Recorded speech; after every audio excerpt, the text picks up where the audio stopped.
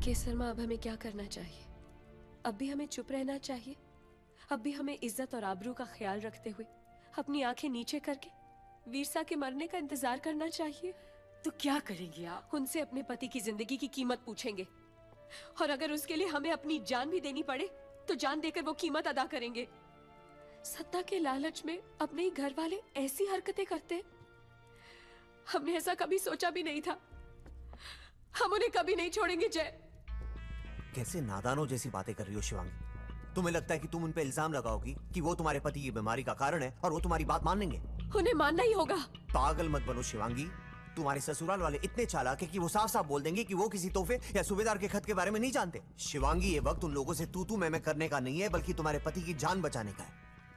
इस नींबू से हमें ये तो पता चल गया है कि उस डायन आत्मा की जड़ें सज्जनगढ़ में जुड़ी हुई है, पर इसका ये मतलब नहीं है कि तुम उन जड़ों को जाकर काट सकती हो। तुम क्या करें जय? सब कुछ जानते हुए भी चुपचाप बैठ के तमाशा देखते रहे? नहीं, तुम सिर्फ यहां रह के अपने पति की देखभाल करो, और मैं वहां जाकर उन जड़ों को काटने की कोशिश करूंगा। मैं उस डायन को अपने मकसद में कामयाब नहीं होने दूंगा शिवांगी, ये वादा है मेरा तुमसे।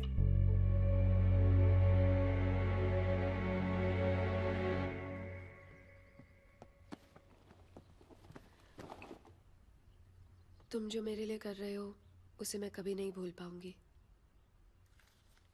ये क्या है? अपना वादा पूरा कर रही हूँ। पर मेरा काम तो अभी अधूरा है।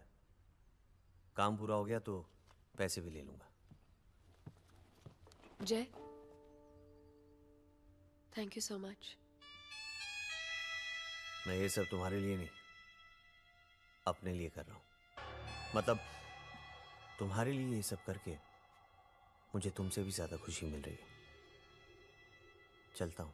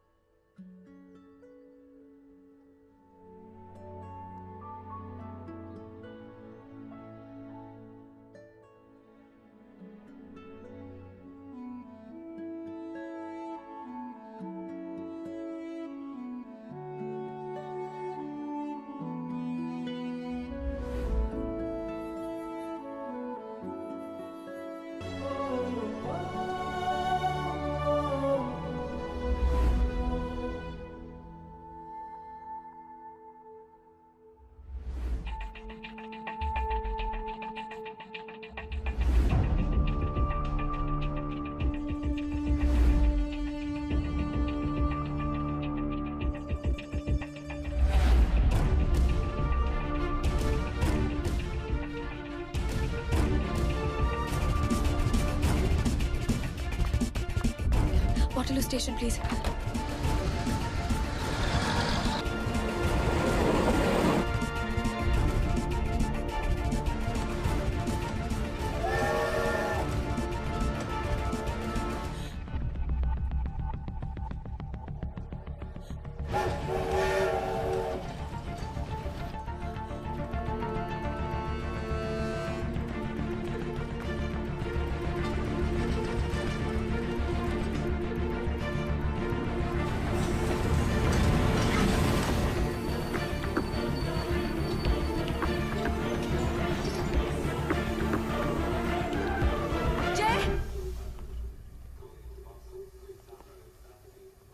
मैंने तो तुम्हें कभी लॉकेट भेजने वाले का नाम नहीं बताया, फिर तुम्हें कैसे पता चला वो लॉकेट सज्जनगढ़ के सूबेदार ने भेजा था?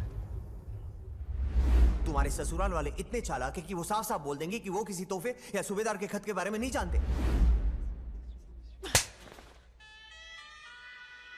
मैं यही सोचती रही कि मेरे ससुराल वाले मुझसे दुश्मनी निभा रहे हैं, पर मुझे क्या पता था कि जिस इंसान पे मैंने सबसे ज्यादा विश्वास किया वही मेरा सबसे बड़ा दुश्मन है।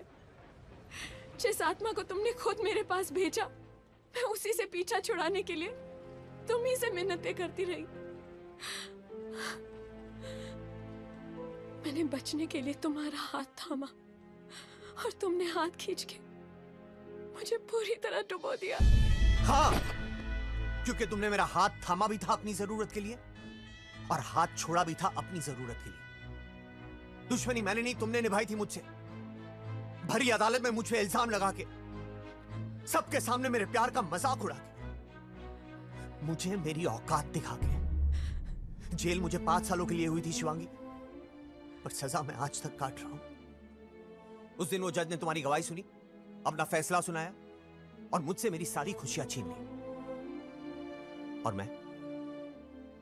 मैंने अपने दिल की गवाही सुनी और तुमसे तुम्हारी हर खुशी छीनने का फैसला कर लिया। तुम्हारे पति की मौत का फैसला तो मैंने सज्जनगढ़ में ही सुना दिया था। यहां तो बस मैं अपने फैसले पर पक्का मोहर लगाने आया था, और वो मैंने उस लॉकेट को पानी में बहाकर कर दिया। तुम्हारी आंखों से बहता एक एक आंसू शिवांगी मेरे दिल को इतना सुकून पहुंचाता है, मैं तुम्हें बता नहीं सकता। बड़ा मन था मैं भी तुम्हारी आंखों में वही तड़प देखूं जो कभी मेरी आंखों ने महसूस की थी, किसी अपने को खोने की तड़प।